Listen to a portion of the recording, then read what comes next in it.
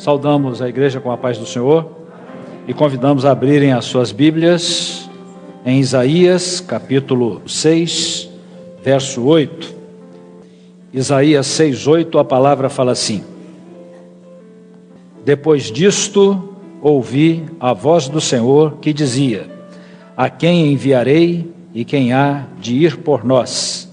Então disse eu: Eis-me aqui, envia-me a mim. A situação vivida na época do profeta Isaías, que recebe este chamado do Senhor, era de desvio do Senhor, de total idolatria. E o Senhor chama ao profeta Isaías para falar ao povo de Israel diante de todo esse quadro que se apresentava. Esse tipo de situação de desvio da presença do Senhor, da heresia, da apostasia, heresia, doutrinas falsas, apostasia, o desvio da presença do Senhor, já vinha de muito longe. A palavra relata alguns tipos que introduziram em Israel este tipo de desvio da presença. Um deles, o primeiro tipo, vamos falar de 3 tipos. O primeiro tipo foi Esaú. Nós vamos ver o que Esaú representa.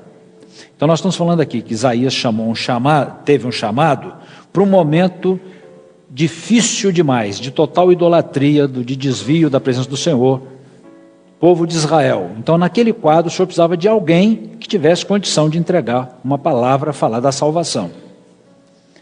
Estamos falando que essas idolatrias, essas heresias, elas foram introduzidas por alguém. Então nós vamos falar de vários tipos na palavra. Nós vamos citar 3 tipos. O primeiro, Esaú. Esaú, filho de Isaque, filho de Abraão. Então, Abraão, Isaque, Esaú. Era a 3ª geração. E ele já toma um rumo diferente. Na ocasião, os povos ao redor, quando o patriarca da família morria, o filho primogênito, o filho mais velho, assumia no lugar dele. Todas as nações funcionavam assim. Eles se preparavam para assumir o governo da casa no lugar do pai. Só que em Israel tinha uma diferença. Não era só o governo da casa, tinha as promessas que Deus proferiu sobre Abraão. Ou melhor, a primogenitura estava ligado com a herança celestial. A primogenitura, o governo da casa, não era só o governo da casa, era também a herança, as palavras, ele ia herdar também a sequência das palavras que o Senhor proferiu sobre Abraão e Isaque. Esaú foi chamado por Deus de profano. E nós vamos entender por que ele foi chamado de profano. Enquanto Jacó viveu ao redor da casa, vamos falar assim, aos pés de Rebeca, porque Rebeca conhecia a obra, era ela que transmitia o profético, a obra de Deus, a Jacó. Mas Esaú, ele viveu fora de casa. Ele foi homem do campo e da caça. Saía a longas distâncias, se envolveu com o povo da terra, assimilou a sua cultura, de forma que enquanto Jacó entendeu a obra, ele não conhecia o profético. Para ele, por um lado, ele queria o governo da casa, por outro lado, ele entendia a obra de Deus de uma forma um pouco irreal. É como se os ensinos de sua mãe não fossem bem daquele jeito que ela falava. Ele adaptou aquilo tudo que ela dizia às condições da vida do povo de Canaã. Casou com 2 mulheres do povo de Canaã. Ou melhor, enquanto Jacó conheceu a obra, conheceu a parte profética, Esaú desconhecia completamente. Ele sabia que tinha um profeta, ele sabia, só que o entendimento dele era um entendimento humano, era um entendimento na razão, não era um entendimento dentro das revelações de Deus. Chega o momento que Isaque chama a Esaú para abençoá-lo.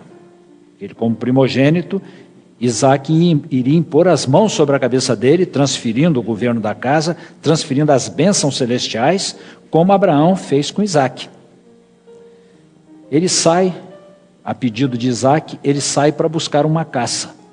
Rebeca ouve a conversa, manda Jacó entrar no lugar dele, e Rebeca, quando fez isso, foi porque ela era detentora das revelações. Ela era tipo da igreja, porque ela sabia o que se passava com o pai, tipificado por Isaac. Quando os dois ainda estavam no seu ventre, ela sentiu um tumulto, perguntou ao Senhor, e o Senhor lhe disse que tinha 2 nações no seu ventre e que o maior serviria ao menor. O Senhor não interferiu na vida deles, mas o Senhor mostrou a Rebeca o que ia acontecer, porque ele tem a presciência, ele sabe antes de acontecer. Rebeca entendeu que a obra não estava com Esaú, a obra de Deus estava com Jacó. Quando Esaú sai para o campo, ela mata 2 cabritos que haviam no quintal, prepara o guisado saboroso de acordo com o gosto de Isaac, toma a capa de gala de Esaú, lança sobre Jacó, e as partes que ficaram de fora, que foram as mãos e o pescoço, colocou da pele do cabrito. Isaac vê que a voz é de Jacó, mas apalpa as mãos e no entender dele as mãos eram de Esaú, porque eram peludas, e abençoou a Jacó. Chega Esaú, cai num pranto, porque perdeu o governo da casa, o profético ele desconhecia. A palavra diz que ele não encontrou lugar de arrependimento, porque ele simplesmente não conhecia o profético. Para ele, aquilo que Rebeca falava é como no mundo de hoje. Você fala da Bíblia, eles aceitam a Bíblia, mas jogam tudo para o lado da razão, manipulável, com interpretações carnais, com interpretações fora da revelação. É assim que o mundo vê a palavra de Deus, enquanto que os verdadeiros servos conhecem as revelações das coisas de Deus. Então Esaú era assim, ele era descendente de Abraão e de Isaac, ele tinha a primogenitura humana, na descendência carnal, só que a obra de Deus não estava nele. Se a obra de Deus caísse na mão dele, a obra de Deus acabava com ele. Ele não tinha condições espirituais para dar sequência à obra de Deus. Aí vem a pergunta, enquanto isso, Jacó conhecia perfeitamente as revelações. Quando ele entra com a pele do cabrito nas mãos, por figuras, aquilo que nos faz ser aceitáveis perante o Pai Celestial é o poder do sangue de Jesus, que morreu para nos dar as vestes de salvação tipificadas na pele do cabrito. É assim que nós chegamos ao Pai, pelo poder do sangue de Jesus. Então Esaú não conhecia a revelação. Aí nós fazemos uma pergunta aqui para a congregação. A palavra é: a quem enviarei? Quem há de ir por nós? O Senhor estava levantando Isaías, porque não havia quem falasse, quem tivesse em condição de falar das revelações da obra que Deus estava realizando. E eu pergunto à congregação: Esaú tinha condição de ser enviado por Deus para falar de sua obra? Tinha? Não. Aquilo que Esaú representa está no mundo de hoje? Às vezes, a igreja está lá funcionando, um pastor cheio do Espírito Santo, usado pelo Senhor, daqui um pouquinho a igreja cresce, daqui um pouquinho entra a política, tira o pastor e coloca um Esaú à frente. Acaba a obra. Esaú não tinha. Aquilo que Esaú representa hoje, tem condições de ser enviado pelo Senhor? A quem enviarei? A palavra é essa: a quem enviarei? Coré, Datã e Abirão. Outro exemplo. Da tribo de Israel, Coré era levita, da tribo de Levi, da tribo sacerdotal, príncipe ou cabeça da tribo. Juntou com outros cabeças de tribo e se insurgiram contra Moisés. porque o quadro que ele viu foi esse: o povo saiu do Egito, aquilo tudo tinha passado, agora estava aquele povo enorme, dividido pelas suas tribos, organizado dentro de um projeto de vida. Então esse grupo vislumbrou a possibilidade de liderar no lugar de Moisés. Evidentemente que suas razões eram carnais, porque eles não tinham estrutura de obra para conduzir o povo na presença do Senhor. Ele podia ser um líder, como temos vários líderes hoje, ele só não tinha estrutura para conduzir. Quando eles se colocaram contra Moisés, eles se indignaram contra Moisés e Arão, dizendo que eles estavam se elevando sobre o povo, como se o Senhor não os tivesse colocado. E disseram uma palavra muito ruim. Eles disseram assim: nos tiraram de uma terra que mana leite e mel, se referindo ao Egito, hein? Se referindo ao Egito, para nos fazer morrer aqui neste deserto. O que esse povo esqueceu? O que esse grupo, essa congregação de Coré, Datã e Abirão não levou em conta? Que é o que acontece, no dia de hoje. Por que Deus chamou Moisés? Vamos entender por que Deus chamou Moisés.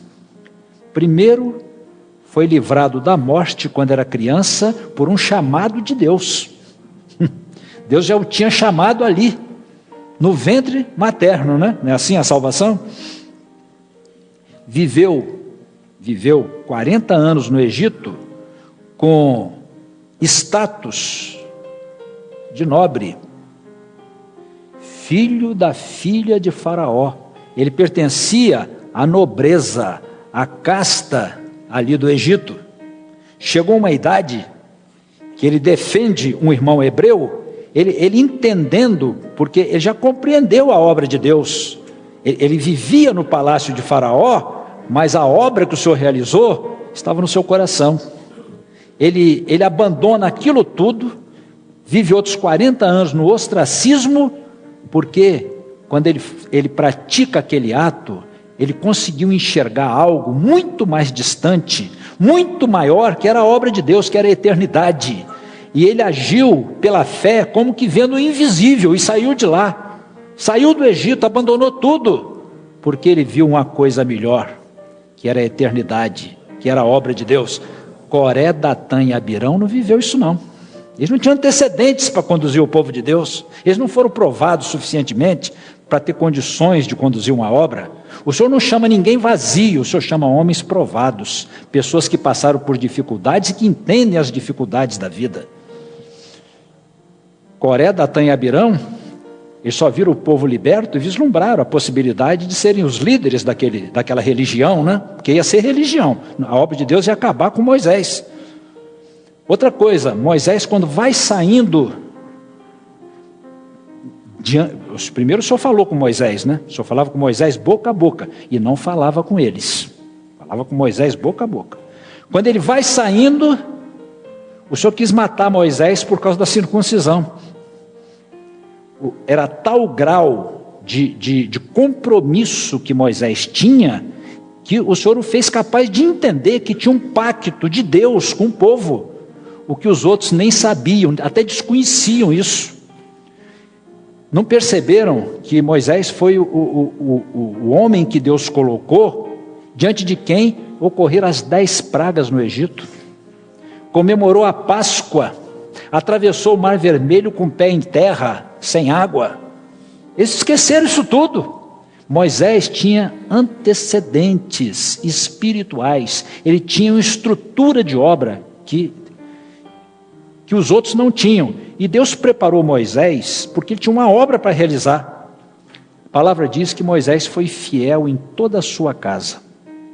Quando ele vai fazer o tabernáculo, 40 vezes se lê na palavra: e fiz como o Senhor me ordenou. Fidelidade. Eu pergunto, o Senhor podia mandar Coré, Datã e Abirão? Hein? Moisés escreveu os 5 primeiros livros da Bíblia ditados pela boca de Deus. Eu pergunto, para realizar a obra de Deus, o senhor podia mandar Coré, Datã e Abirão? Congregação, a quem enviarei? Posso enviar Coré? Posso? O senhor pode? Não tem condição. Os irmãos estão vendo quando você coloca as coisas no lugar, como que fica claro, a obra de Deus tem antecedentes. Outra coisa, Moisés não se arrogou o chamado de líder, ele teve um chamado que veio de Deus. Arão não tomou a honra de ser sumo sacerdote, mas o Senhor foi quem deu um chamado e a unção para aquela função que ele tinha. Eles deviam ter tido temor de abrir a boca contra Moisés e Arão. Os irmãos lembram o que aconteceu com Miriam? Miriam viveu com Moisés, devia brincar com um brinquedinho com Moisés, quando era criança, só que agora ele tinha uma unção de Deus, ela não podia brincar, ele não era o irmãozinho dela não, ele estava na posição de um ungido do Senhor, ele estava na posição de um servo chamado para realizar uma obra que estava em curso, ele tinha um compromisso com Deus, muito maior do que todos que estavam ali. Moisés falou contra Moisés, Miriam falou contra Moisés, ficou leprosa, abriu a boca indevidamente. Ela não amava Moisés? Claro que amava, mas o Senhor não admitiu, porque tinha uma obra que estava em curso, que precisava ser realizada, e que Deus chamou Moisés para realizá-lo, fiel em toda a sua casa. Depois, 7 dias fora do arraial, quem foi orar para Miriam ficar boa? Aquele que tinha unção, Moisés, e Deus ouviu a sua voz e curou Miriam. Então foi contra Moisés que esses homens, impensadamente, impiamente agindo, se levantaram. Os irmãos estão entendendo por que Deus fez o que fez? Ele tinha uma obra para realizar. Aí você chega hoje aqui, você tem aqui um pastor da igreja. Às vezes o pastor faz uma coisa e a ovelha acha que foi injusto o que o pastor fez, e às vezes até foi. Mas só que o Senhor, ele tem uma visão. O compromisso dele com o pastor é maior do que o compromisso dele com a ovelha. Ele vai tratar com o pastor, claro que vai tratar com o pastor. Então o Senhor colocou certos homens para a condução da obra, que deu unção a eles para isso. Não mexa com isso. Você não, só doido, só louco mexe, que entende a obra, que não entende, né? Vai mexer com uma coisa dessa. É importante nós conhecermos isso, para saber que nós estamos debaixo do cuidado do Senhor. O Senhor estabeleceu todas essas coisas. Ele não chamou Coré, Datã e Abirão para realizar o que Moisés realizou. E realizou debaixo de uma unção. Quando o povo pecava contra Deus, quem caía de boca no pó, de joelhos de boca no pó, pedindo pelo povo, era Moisés. Nunca disse que ele era alguma coisa. Meus irmãos, nós tivemos aqui um presidente, né? Presidente não é cargo, é função, né? Pastor Dodge dava aula no Manaim. Uma ocasião, o Senhor tem as suas razões, tirou o pastor Dodge das aulas. Presidente do presbitério, nunca abriu a boca, humilde, porque em primeiro lugar, ele era servo de Deus. Em primeiro lugar, ele era servo de Deus. Meus irmãos, é diante dessa obra que nós estamos. Aí nós perguntamos aqui, o Senhor pode enviar Coré, Datã e Abirão? A quem enviarei para entregar a minha palavra a um povo que precisa ouvir uma palavra de Deus? Posso enviar Coré, Datã e Abirão? Congregação. E aquilo que eles representam hoje, estão no nosso meio? Está no nosso meio aquilo que eles representam? O que Coré, Datã e Abirão, os oportunistas que chegam desvirtuando a obra de Deus, estão no nosso meio. A obra de Esaú está no nosso meio, de Coré, Datã e Abirão está no nosso meio. Balaão, outro tipo, Balaão, profeta de Deus. Naquela ocasião, os profetas, antes de estabelecer o povo de Israel, haviam profetas que viviam isolados. Ele era profeta do Senhor. E Israel vinha avançando pelo deserto, entrando em alguns lugares, vencendo todos os inimigos. E Balaque, rei de Moabe, os moabitas estavam coligados com midianitas naquela ocasião. Balaque, supersticioso, homem cananita, da terra de Canaã, cananeu, né? Ímpio, idólatra, supersticioso. Na cabeça dele, o que ele planejou? Vou alugar Balaão para falar contra o povo de Israel, para nós termos a vitória. Olha a mente idólatra de Balaque. Tomou mensageiros com presentes, com bons presentes, foi até Balaão. Balaão disse: olha, eu não posso fazer nada que o Senhor não vá dizer. Pernoitem aqui, e eu vou consultar o Senhor, vou perguntar ao Senhor. Bom, os irmãos, observem uma coisa. Ele já sabia que não era para se envolver com aquele tipo de gente, né? Ele já sabia, né? Porque era um povo ímpio, e Israel era o povo de Deus, ele sabia disso.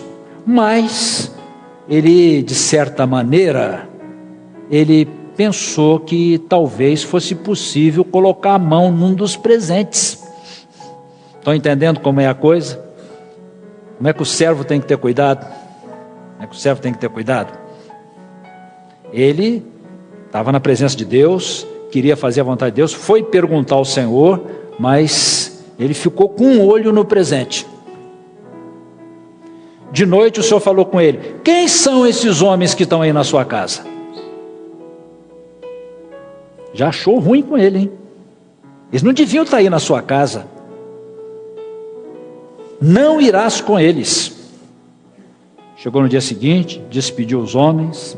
Balaque enviou novos mensageiros, mais nobres, e aumentou muito os presentes. Quando Abraão viu chegar os homens com os presentes nas mãos, ficou louco. Desculpem, Balaão. Eu falei o quê? Abraão. Já botei Abraão no lugar errado. Desculpe. Balaão, quando viu chegar os homens com bastante presentes nas mãos, enlouqueceu. Ficou louco com o presente. Queria servir a Deus, hein? Mas queria o presente também. Não tem aquela ocasião? Falta de sabedoria, hein? Podia ficar com isso aqui, né? Isso aqui é um presente de Deus para mim, né? E não era, hein? Não era, hein? Foi pernoitar, o Senhor disse a ele: se eles vieram te buscar, você vai.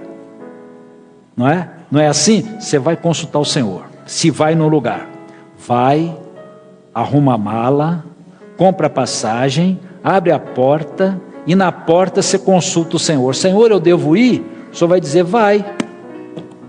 Vai. Você já fez tudo que você tinha que fazer, não consultou o Senhor, o seu coração já está lá. Foi o que aconteceu com Balaão. E Balaão saiu com os homens. E o Senhor começou a se interpor entre ele, à frente de Balaão, o anjo com a espada desembainhada. A mula de Balaão enxergava e desviava, e Balaão não enxergava, porque os olhos dele estavam só no presente, só via o presente, e o Senhor tentando desviá-lo. Na terceira vez, foi uma vereda de vinhas, tipo um corredor desse aqui, né? Não tinha espaço para a mula desviar, a mula abaixou, e Balaão bateu na mula, e o Senhor abriu a boca da mula, e perguntou: por que já me bateste 3 vezes? Não sou a tua mula em quem sempre montaste? Aí o Senhor abriu os olhos de Balaão, e ele viu o anjo com a espada desembainhada. Mas fez um estrago em Israel por causa do presente. Meus irmãos, Balaão é aquele homem de Deus que se desvia por causa do presente. Nós estamos vendo isso hoje. O que representa Balaão?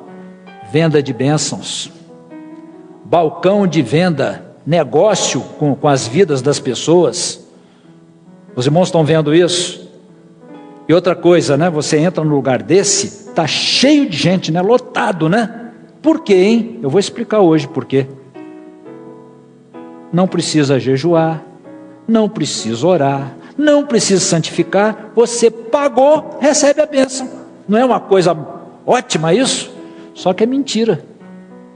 Isso não é verdade. Os irmãos acreditam nisso? Hein? Os irmãos estão indo com um copinho d'água em cima da geladeira, com lencinho da fé, com martelinho, estão mexendo com isso? Pagou, recebeu a bênção.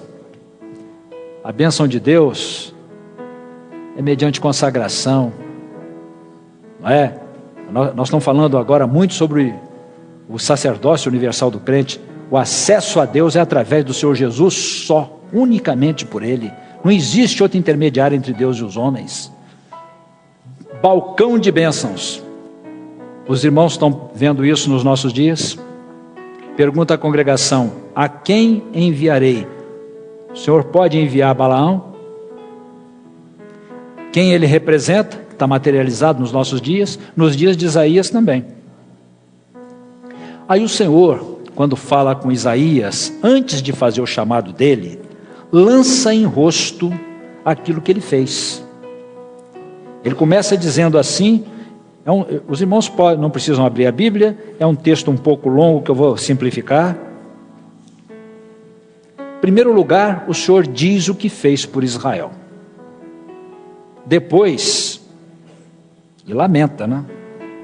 Depois ele lança em rosto o pecado, e depois ele profere juízos sobre o povo de Israel. Ele diz assim: agora cantarei, está no capítulo 5, só quem quiser anotar, pode anotar, não vai esquecer, pode gravar de cabeça. Eu li no 6, é o capítulo anterior. Agora cantarei ao meu amado o cântico do meu querido a respeito da sua vinha, a obra em Israel, né? O meu amado tem uma vinha no outeiro fértil, a cercou, a limpou das pedras, a plantou de excelentes vides e edificou no meio dela uma torre e também construiu nela um lagar. Esperava que desse uvas, mas deu uvas bravas. Israel, povo santo, para andar na presença do Senhor, se desvia completamente. Aí ele lança o pecado. Vou ler os ais. Ai é grito de dor, né? Ai dos que levantam pela manhã e seguem a bebedice, e se demoram até a noite, até que o vinho os esquenta. Ai dos que puxam pela iniquidade com cordas de vaidade, e pelo pecado como se fossem cordas de carros. Ai dos que ao mal chamam bem, e ao bem chamam mal, que fazem da escuridade luz e da luz escuridade, que fazem do amargo doce e do doce amargo. Ai dos que são sábios aos seus próprios olhos e prudentes diante de si mesmos. Ai dos que são poderosos para beber vinho e homens forçosos para misturar bebida forte. Aí agora ele lança e profere os juízos sobre Israel. Pelo que se acendeu a ira do Senhor contra o seu povo e estendeu a sua mão contra ele e o feriu. E as montanhas tremeram e os seus cadáveres eram como um monturo no meio das ruas. Com tudo isso, não tornou atrás a sua ira, mas ainda está alçada a sua mão. Antes de levantar Isaías, ele faz a lamentação, ele lamenta: fiz tudo por esse povo, abençoei esse povo, derramei as minhas bênçãos, e o povo que era para dar bons frutos, se desvia e anda no caminho das nações. Antes de falar ainda do chamado de Isaías, eu vou citar o exemplo de Elias, que viveu uma época dessa também, só para melhorar o nosso entendimento aqui. O que aconteceu na época de Elias? Elias, ele enfrentou Jezabel por quem entrou a heresia. Só uma observação: Jezabel era esposa de Acabe. Tá certo? Tá certo? Acabe era rei de Israel. Acabe se desviou. Jezabel não se desviou de nada. Jezabel já era idólatra mesmo, sempre foi. Quando ela falava em nome do seu deus Baal. O pior era Acabe, que falava em nome do Senhor, fazendo as obras de Baal. Esse que é o apóstata. Jezabel matou os profetas do Senhor. Jezabel matou os profetas do Senhor. Só ficou Elias. E Elias pediu para morrer, dizendo o seguinte, que o que ele tinha para fazer já tinha feito. Ele não tinha mais condição de enfrentar a situação que só ele ficou dos profetas do Senhor. Aí o Senhor manda ele ungir a Eliseu para enfrentar aquela situação que estava instalada ali em Israel. Deu a Eliseu porção dobrada para enfrentar aquela situação. Agora o Senhor vai chamar Isaías. Isaías, no seu chamado, ele participa de um culto a Deus. A palavra diz assim: eu vi o Senhor, Isaías dizendo, assentado num alto e num sublime trono, e o seu séquito, a comitiva do Senhor, enchia o templo. Os anjos do Senhor enchiam o templo. Os serafins estavam acima dele, cada um tinha 6 asas. Com 2 cobriu seus rostos, temor de Deus. Com 2 cobriu os pés, reverência. Guarda o teu pé quando entrares na casa do Senhor. Na religião você entra de qualquer jeito, mas na casa do Senhor, guarda o teu pé. E com 2 voavam nos espaços celestiais. E clamavam uns aos outros, dizendo: Santo, Santo, Santo é o Senhor dos exércitos, toda a terra está cheia da sua glória. Proclamava a santidade de Deus. Meus irmãos, este é o culto da obra, hein? Este é o culto da obra de Deus, hein? Não é o culto idólatra não, hein? Esse é o culto da obra de Deus. Assim, nas nossas igrejas, no grupo de louvor, no grupo de assistência, o culto é esse, é Deus falando, Deus se manifestando. Os umbrais da porta se moveram. Os umbrais é aquele conjunto daquelas portas pesadas, com a voz do que clamava, e a casa se encheu de fumaça, o templo. Então disse eu: ai de mim que vou perecendo, porque sou um homem de lábios impuros e habito no meio de um povo de impuros lábios, e os meus olhos viram o Rei, o Senhor dos exércitos. Um dos serafins voou para mim, trazendo na sua mão uma brasa viva que tirara do altar com uma tenaz. E com ela tocou a minha boca e disse: isto tocou os seus lábios. A tua iniquidade foi tirada e o teu pecado foi purificado. Então, olha as ações do Senhor, né? Primeiro ele viu o Senhor. Mas antes, eu não li a primeira linha do verso que eu comecei, do primeiro verso, que diz assim: no ano que morreu o rei Uzias, eu vi o Senhor. Então vê que ele começa vendo o Senhor. No ano que morreu o rei Uzias, porque os reis de Israel, ímpios, teve um momento de impiedade de Uzias também. Eles impediam o profeta de falar, matavam os profetas, colocavam pão e água, impediam. Se ele dissesse uma palavra em nome do Senhor, era preso. Então quando o rei Uzias morreu, o que impedia, ele pôde falar.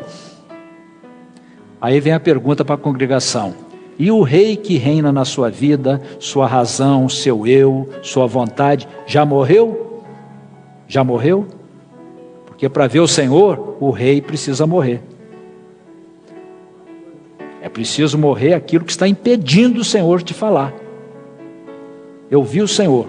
Primeiro ele viu. Depois o pecado foi perdoado. E depois disto, ele ouviu a voz do Senhor. Há muitos sons na terra. E às vezes nós nem percebemos os sons que existem, que são tantos.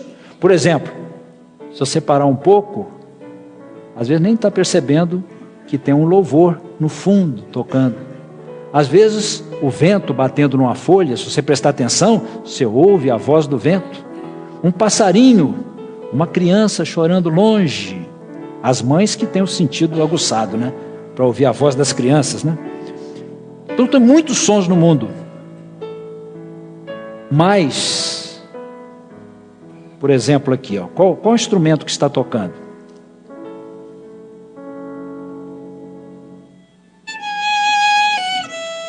Qual instrumento? Violino. Outro. Flauta. Outro. Os irmãos estão vendo como tem tantos sons e nós temos uma capacidade de ouvi-los? Mas para ouvir a voz do Senhor, só com santidade.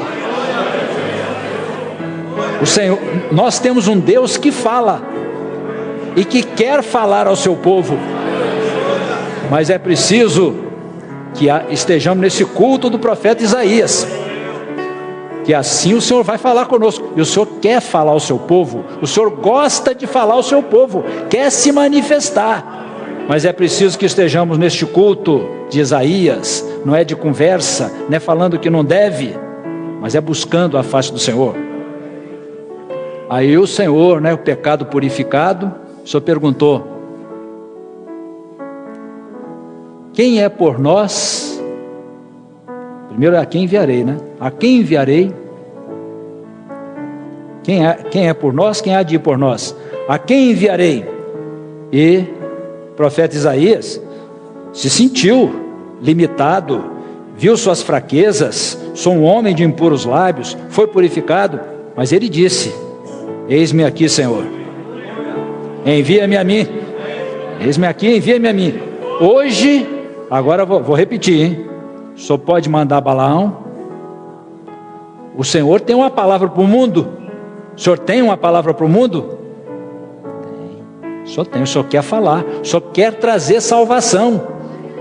O Senhor quer libertar as pessoas que estão no mundo inteiro. O Senhor pode enviar a religião idólatra, pode enviar aquilo que representa Esaú, que representa Datã, que representa Abirão, que representa Balaão. Só pode enviar o Senhor. Então a pergunta está de pé: a quem enviarei? Quem o Senhor pode enviar? Até Isaías participar do culto, ele não sabia que podia ser enviado. Quem tem uma palavra para o mundo hoje? A quem que o Senhor deu salvação, batismo com o Espírito Santo, palavra revelada, entendimento da palavra do Senhor? A quem que o Senhor deu isso tudo? A riqueza toda que nós temos, quem deu? O Senhor. Quem recebeu? O povo que está aqui. Você pode dar a resposta de Isaías? Você sabia que é com você? Hein? Sabia que a palavra é com você? Que é você que o Senhor quer enviar? Que você tem condições de ser enviado? Senhor, mas eu sou um homem cheio de fraqueza, mas o Senhor vai te revestir. O Senhor não tem te dado as bênçãos? Não te encheu de graça, de entendimento, batismo com o Espírito Santo? Então nós vamos colocar no quadro aqui. Antes, em cima, a quem enviarei? Nós podemos dizer isso? Então disse eu. Quem desejar pode falar comigo. Eis-me aqui, envia-me a mim. Vamos ficar de pé.